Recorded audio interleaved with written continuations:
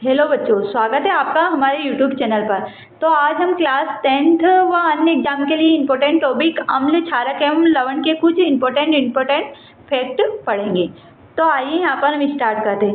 सर्वप्रथम आप सभी पहचानते होंगे कि अम्ल व क्षारक किसे कहते हैं। जैसे कि अम्ल को हम कैसे पहचान सकते हैं, जैसे कि अम्ल खट्टे होते हैं या नींबू, संतरा वगैरह में पाए जाते हैं। और क्षारक कैसे होते हैं, क्षारक कड़वे होते हैं, जैसे कि ये साबुन वगैरह में पाया जाता है। यहाँ पर दे रखा है कि सूचक का नाम, अम्लीय माध्यम में रंग व क्षारीय माध्यम में रंग। तो लिटमस अम्ल, नीला लिटमस पेपर को अम्ल क्या कर देता है, तो अम्ल नीले लिटमस पेपर को लाल कर देते हैं। और छाल लाल लिटमस पेपर को नीला कर देता है। इसकी ट्रिक होती है पहचानने की। अनिल से हम इसे याद रख सकते हैं, जैसे कि अ से अम्ल और न से नीला और ला से लाल, जैसे कि अम्ल। तो अनिल में यहाँ दे रखा है कि अ से अम्ल, मतलब अम्ल नीले लिटमस पेपर को लाल कर देते हैं। अगला पढ़ेंगे हम यहाँ पर सेकेंड, जैसे कि हल्दी एक प्राकृतिक सूचक होती है, मतलब जो प्रकृति से प्राप्त होती है उन्हें हम प्राकृतिक सूचक कहते हैं। यह अम्ल में कैसी रहती है, तो यह अम्ल में पीली ही रहती है। जैसे कि हमारे शर्ट पर कुछ सब्जी वगैरह गिर जाती है सफ़ेद शर्ट पर, तो उसका रंग पीला हो जाता है। और यह क्षारीय माध्यम, मतलब हम उसे साबुन से धोते हैं तो उसका रंग लाल व भूरा हो जाता है, मतलब यह क्षारीय माध्यम में लाल व भूरे रंग की हो जाती है। और यहाँ पर दे रखा है अगला कि फिनोल्फ्थेलिन या संश्लेषित। तो फिनोल्फ्थेलिन अम्ल में या रंगहीन होता है, मतलब इसका कोई कलर नहीं होता और यह क्षार में गुलाबी रंग दे देता है। और अगला है मेथिल ऑरेंज, यह संश्लेषित है। जैसे कि यह अम्ल में कौन सा कलर देता है, तो यह अम्ल में लाल कलर देता है और क्षार में यह पीला कलर देता है। अगला पढ़ेंगे हम कि यहाँ पर दे रखा है कुछ गंधी सूचक कैसे, जैसे कि कुछ पदार्थ ऐसे होते हैं जिनकी गंध अम्लीय या क्षारीय माध्यम में बदल जाती है। जैसे कि कौन कौन से पदार्थ होते हैं ऐसे, जैसे कि बारीक कटी हुई प्याज जैसे कि अम्ल में गंध बनी रहती है तो यह तीक्ष्ण गंध होती है। और क्षार मतलब NOH में कोई गंध इसकी नहीं आती। वेनिला अम्ल में समान गंध की रहती है और क्षार में गंध समाप्त हो जाती है। लौंग का तेल अम्ल में गंध में कोई बदलाव नहीं आता और क्षार में इसकी गंध गायब हो जाती है। निष्कर्ष है कि क्षारक गंधी सूचकों की विशिष्ट गंध को समाप्त कर देते हैं, जबकि अम्ल ऐसा नहीं कर पाते हैं। ये गंधी सूचक आपके सिलेबस में दे रखा है। अगला पढ़ेंगे हम कि रासायनिक गुण धातुओं के साथ अभिक्रिया, मतलब यहाँ पर ये टॉपिक भी आपकी बुक में दे रखा है कि अम्ल धातु या लवण से, मतलब अम्ल धातु से क्रिया कर क्या बनाती है, तो अम्ल धातु के साथ क्रिया कर लवण व हाइड्रोजन गैस बनाती है। जैसे कि H2SO4 यहाँ पर अम्ल है, यह धातु मतलब Z10 धातु के साथ क्रिया कर यह Z10SO4 व हाइड्रोजन गैस बनाती है।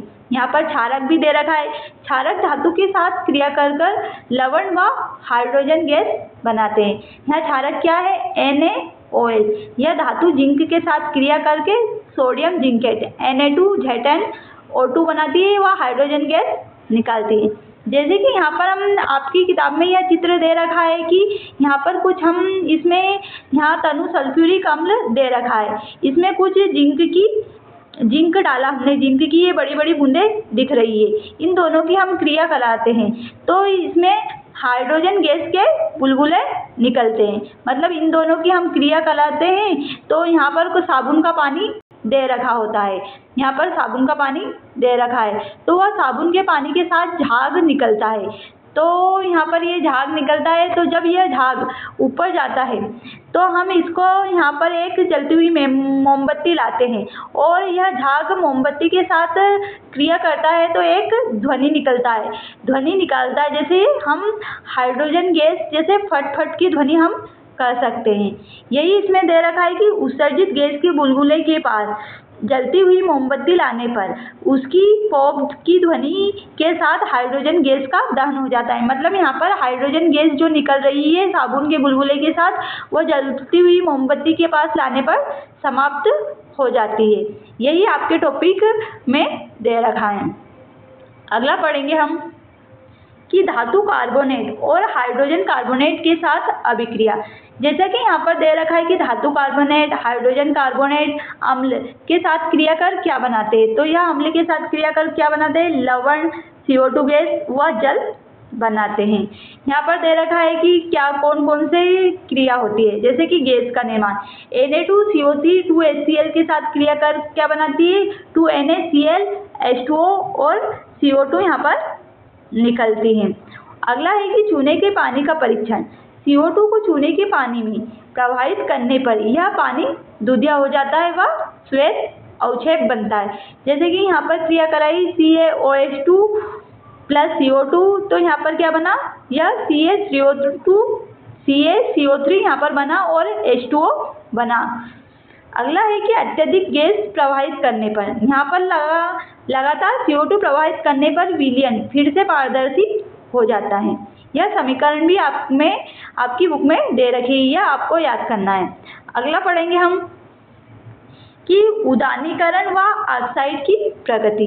जैसे कि उदानीकरण अभिक्रिया का होती है, तो जब अम्ल व क्षारक एक दूसरे के प्रभाव को समाप्त कर देते हैं, मतलब अम्ल व क्षारक की आपस में क्रिया होती है तो उससे उदानीकरण अभिक्रिया बनती है। जैसे कि अम्ल व क्षारक से क्या बनता है, लवण व जल बनता है।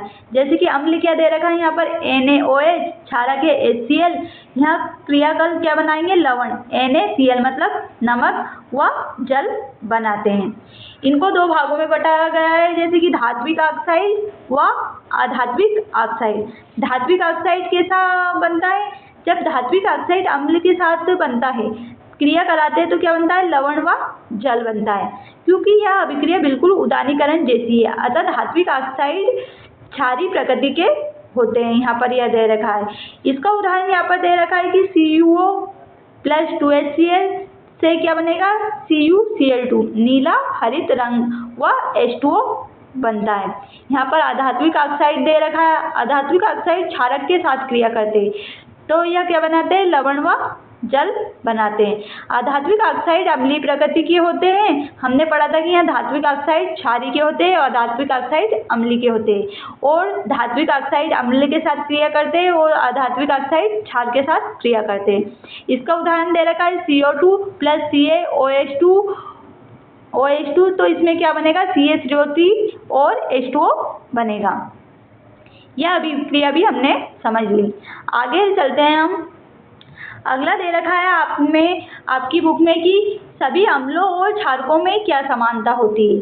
तो यहाँ पर दे रखा है कि जल की उपस्थिति के बिना कोई भी अम्ल या क्षारक अपना गुण प्रदर्शित नहीं कर सकता।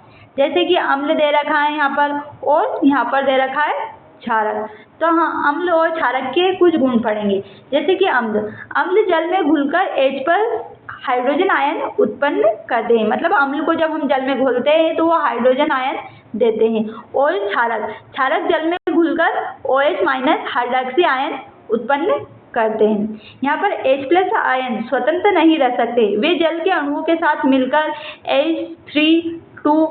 H3O प्लस हाइड्रोनियम आयन बनाते हैं। यहाँ पर क्या बनाते हैं, यहाँ पर बनाता है कि NaOH H2O के साथ क्रिया कर Na प्लस व OH माइनस यह बना रहा है। यहाँ पर यह दे रखा है। नोट दे रखा है इसमें कि जल में घुलनशील क्षारक, मतलब जो जल में घुलनशील क्षारक होते हैं उनको ही हम क्षार कहते हैं। इनका स्पर्श साबुन की तरह होता है और ये स्वाद में कड़वे होते हैं। हमने पढ़ा था कि क्षारक स्वाद में कड़वे होते हैं। और यहाँ पर दे रखा है, इसका निष्कर्ष दे रखा है, जैसे कि HCl H2O के साथ क्रिया करता है तो H3O प्लस व Cl माइनस बनाता है। यहाँ दे रखा है शुष्क नीला लिटमस पेपर में कोई परिवर्तन नहीं और आर्द्र में नीला लिटमस पेपर लाल हो जाता है, मतलब अम्ल नीले लिटमस पेपर को लाल कर देते हैं और लाल में कोई परिवर्तन नहीं होता है, यही इसमें दे रखा है। अगला पढ़ेंगे कि हम तनुकरण की सही विधि क्या होती है। जब जल में अम्ल क्षारक मिलाने पर आयनन की सांद्रता H3O प्लस या OH माइनस में प्रति इकाई आयतन में कमी हो जाती है, उसे ही हम क्या कहते हैं, उसे ही हम तनुकरण कहते हैं। यहाँ पर दे रखा है कि अम्ल में जल मिलाना। यह प्रक्रिया अत्यंत ऊष्माक्षेपी होती है, मतलब इसमें ऊष्माक्षेपी अभिक्रिया क्या होती है, जिसमें ऊष्मा निकलती है। अत्यधिक ताप के कारण मिश्रण आस्फलित होकर बाहर आ सकता है और कांच का पात्र टूट सकता है, अर्थात यह अभिक्रिया गलत होती है। यहाँ पर सही कौन सी होती है? सही ये होती है कि जल में अम्ल मिलाना, मतलब हम अम्ल में जल नहीं मिला सकते, बल्कि हम जल में अम्ल मिला सकते हैं। अम्ल को सदैव धीरे धीरे तथा जल को लगातार हिलाते हुए मिलाना। यहाँ पर चित्र में दे रखा है कि यह कैसे मिला रहा है। इसके आगे का टॉपिक आपका दे रखा है कि पीएच स्केल के बारे में बताना है कि पीएच स्केल क्या होती है, इसका यूज़ क्यों होता है। तो हम सामान्यतः हमें कैसे पता चलता है कि कोई चीज़ कितनी खट्टी है, कोई चीज़ अम्ल है या क्षारक है, इसलिए पीएच स्केल का निर्माण हुआ है यहाँ पर। तो पीएच स्केल क्या है? तो पीएच स्केल अम्ल व क्षारक की शक्ति को मापने की एक स्केल होती है। इसके बारे में दे रखा है कि पी का अर्थ होता है पोटेंज, मतलब यह जर्मन यानी शक्ति। यह विलयन में हाइड्रोजन आयन H+ की सांद्रता को दर्शाता है। यहाँ पर बढ़ती हुई अम्लीय प्रकृति H+ में वृद्धि व बढ़ती हुई क्षारीय प्रकृति OH- में वृद्धि होती है। यहाँ पर दे रखा है कि यहाँ पर पीएच स्केल दे रखी है ये वाली, तो इसमें यह दे रखा है कि अम्ल किसे पहचान सकते हैं, मतलब जिनका मान 7 से कम होता है वह अम्लीय होते हैं और जिनका मान 7 से ज़्यादा होता है वह क्षारीय होते हैं। यहाँ पर दे रखा है बढ़ती हुई क्षारीय प्रकृति OH- में वृद्धि करती है। अगला दे रखा है कि प्रबल अम्ल अधिक H+ आयन उत्पन्न करते हैं, जैसे HCl, और दुर्बल अम्ल कम H+ आयन उत्पन्न करते हैं, जैसे कि CH3COOH। तो यहाँ पर यह पीएच स्केल दे रखी है। हमें पता है कि 7 से कम वाले अम्ल होते हैं और 7 से ज़्यादा वाले क्षार होते हैं। अगला कुछ फैक्ट पढ़ेंगे हम कि जैसे कि प्राकृतिक स्रोत व उनके अम्ल, जैसे कि कौन कौन सा अम्ल पाया जाता है। जैसे कि सिरके में कौन सा अम्ल पाया जाता है, तो हम जानते हैं कि सिरके में एसिटिक अम्ल पाया जाता है। खट्टा दूध व दही में क्या पाया जाता है, तो खट्टा दूध व दही में लैक्टिक अम्ल पाया जाता है। संतरा में कौन सा अम्ल पाया जाता है, तो संतरा में सिट्रिक अम्ल पाया जाता है। नींबू में सिट्रिक अम्ल पाया जाता है। इमली में टार्टरिक अम्ल पाया जाता है। और चींटी के डंक व बिच्छू के डंक, इनमें मेथनोइक अम्ल पाया जाता है। टमाटर में ऑक्जेलिक अम्ल पाया जाता है। नेंटन का डंक में, इसमें भी मेथनोइक अम्ल पाया जाता है, नेटल के डंक में। यहाँ पर कुछ फैक्ट दे रखा है कि प्रकृति का उपचार, नेटल के डंक से मेथोनिक अम्ल शरीर में जाता है। पारंपरिक इलाज के लिए इसके पास ही उगने वाले डाक पौधे क्षारीय प्रकृति की पत्ती को रगड़ा जाता है, इससे इसका उपचार किया जाता है। अगला है कि हम दैनिक जीवन में पीएच का महत्व, मतलब हमारे दैनिक जीवन में पीएच का क्या महत्व होता है। जैसे कि पाचन तंत्र में हमारा उदर HCl उत्पन्न करता है, मतलब हमारे उदर में HCl मतलब अम्ल उत्पन्न होता है। तो अपच के समय अतिरिक्त अम्ल से दर्द होता है, तो उपचार के लिए जैसे एंटासिड जैसे दुर्बल क्षारक मिल्क ऑफ मैग्नीशिया का उपचार हम करते हैं। जैसे कि हम सामान्यतः उदाहरण में समझे तो हमें एसिडिटी हो जाती है, इसके लिए हम सोडा पीते हैं, यही दे रखा है। और दंत क्षय में जैसे कि मुंह का पीएच 5.5 से कम होने पर धातुओं का इनेमल संचालित होने लगता है। तो बचाव के लिए हमें क्या करना चाहिए, बचाव के लिए हमें क्षारीय दंतमंजन का उपयोग करना चाहिए। और अम्लीय वर्षा का जल भी 5.6 से कम होने पर इसे हम अम्लीय वर्षा कहते हैं। यह नदियों में जाकर जलीय जीवों का जीवन कठिन बना देती है। और पौधों और पशु जैसे कि हमारे शरीर में 7 से 8 पीएच पर काम करता है। अच्छी उपज के लिए मिट्टी एक विशिष्ट पीएच होना चाहिए। जैसे कि मधुमक्खी का डंक भी अम्ल छोड़ता है, तो इसे बेकिंग सोडा से रगड़ने से आराम मिलता है। मतलब हमें मधुमक्खी काट लेती है तो हम बेकिंग सोडा रगड़ लेते हैं तो वह ठीक हो जाता है। इस प्रकार ये अम्ल के उपयोग दे रखे हैं दैनिक जीवन में। अगला है हमारा कि लवण परिवार व उनका पीएच, मतलब लवण परिवार के बारे में बताना है। अम्ल व क्षारक की अभिक्रिया से लवण बनता है, लेकिन सभी लवण उदासीन नहीं होते। यह निर्भर करता है कि उन्हें बनाने वाले अम्ल क्षारक है, अम्ल है या क्षारक कितने प्रबल हैं। यहाँ पर यह दे रखा है, तो यहाँ पर दे रखा है कि हम देखेंगे कि प्रबल अम्ल व प्रबल क्षारक। प्रबल अम्ल और प्रबल क्षारक से उदासीन लवण बनता है। उदासीन लवण कैसे बनता है? जिसका pH मान बराबर 7 होता है, मतलब जो बीच में होता है वह उदासीन लवण 7 होता है। इसका उदाहरण है NaCl सोडियम क्लोराइड। और प्रबल अम्ल दुर्बल क्षारक से क्रिया कर क्या बनाता है? तो प्रबल अम्ल की क्रिया जब दुर्बल क्षारक से करते हैं तो यह अम्लीय लवण बनाता है, मतलब इसका pH 7 से कम होगा। और NH4Cl से यह उदाहरण है इसका अमोनियम क्लोराइड। अगला क्वेश्चन है कि दुर्बल अम्ल प्लस प्रबल क्षारक से क्या बनता है? तो दुर्बल अम्ल और प्रबल क्षारक से क्षारीय लवण बनता है। इसका उदाहरण दे रखा है CH3COO Na सोडियम एसीटेट। और क्षारक लवण का होता है pH मान 7 से ज़्यादा होता है। साधारण नमक NaCl अशुद्धियों के कारण भूरे रंग के बड़े क्रिस्टल को खनिज नमक कहते हैं। जैसे कि यहाँ पर गांधी जी की दांडी यात्रा याद है, यह फैक्ट दे रखा है। अगला पढ़ेंगे कि साधारण नमक से रसायन या क्लोर क्षार प्रक्रिया। जैसे कि नमक का जलीय विलयन कई महत्वपूर्ण रसायनों के लिए कच्चा पदार्थ है, यही इसमें दे रखा है। यहाँ पर अभिक्रिया दे रखी है 2NaCl 2H2O से क्रिया करती है तो 2NaOH Cl2 और हाइड्रोजन गैस निकलती है। जैसे कि नमक का घोल और विद्युत अपघटन द्वारा एनोड पर यह क्लोरीन गैस Cl2, जल की स्वच्छता PBB, कीटनाशक CFCs में इसका उपयोग किया जाता है। कैथोड पर हाइड्रोजन गैस H2, ईंधन मार्गरीन पर अमोनियम खाद के लिए। और कैथोड के पास सोडियम हाइड्रोक्साइड NaOH धातुओं से ग्रीस हटाने व साबुन कागज के लिए।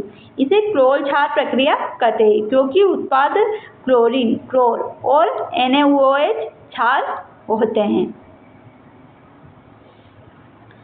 अगला पढ़ेंगे हम कुछ की नमक से बनने वाले अन्य महत्वपूर्ण यौगिक मतलब नमक से कौन कौन से यौगिक बनते हैं। जैसे कि यहाँ पर दे रखा है विरंजक चूर्ण। यह विरंजक चूर्ण क्या होता है इसके बारे में यहाँ पर दे रखा है। तो इसका सूत्र क्या होता है? ClClO2। जैसे इसका निर्माण शुष्क भुजे हुए चूने पर क्लोरीन की क्रिया से किया जाता है। जैसे कि इसे कैसे बनाया जा सकता है? CaOH2 प्लस Cl2 से क्या बनता है? यहाँ पर क्लोरीन की क्रिया कराते हैं तो क्या बनता है? CaCl2O plus H2O। इसका उपयोग क्या होता है? सूती वस्त्रों के विरंजक में, पीने वाले जल को और जीवाणु मुक्त करने में इसका उपयोग होता है विरंजक चूर्ण का हमारे दैनिक जीवन में। और बेकिंग सोडा हम पहचानते हैं कि बेकिंग सोडा खाने वाला सोडा होता है। इसका सूत्र क्या होता है? NaHCO3। इसकी यह किस क्रिया से बनता है इसका निर्माण? तो यह NaCl plus H2O plus CO2 plus NH3 से इसका निर्माण होता है कि NH4Cl प्लस NaHCO3 से यह इसका निर्माण होता है। इसका उपयोग किसमें करते हैं हम? बेकिंग पाउडर बनाने में, एंटीसीड के रूप में, सोडा अम्ल अग्निशामक में गर्म करने पर CO2 छोड़ता है जिसे केक फूलता है। हम जैसे कि केक में बेकिंग सोडा डालते हैं तो वह फूल जाता है। इसका दैनिक जीवन में यह उपयोग हम करते हैं। अगला है कि धोने का सोडा। धोने के सोडे का सूत्र क्या है? Na2CO3 10H2O यह इसका सूत्र होता है। इसका निर्माण कैसे होता है? बेकिंग सोडा को गर्म करके Na2CO3 प्राप्त करना और फिर उसका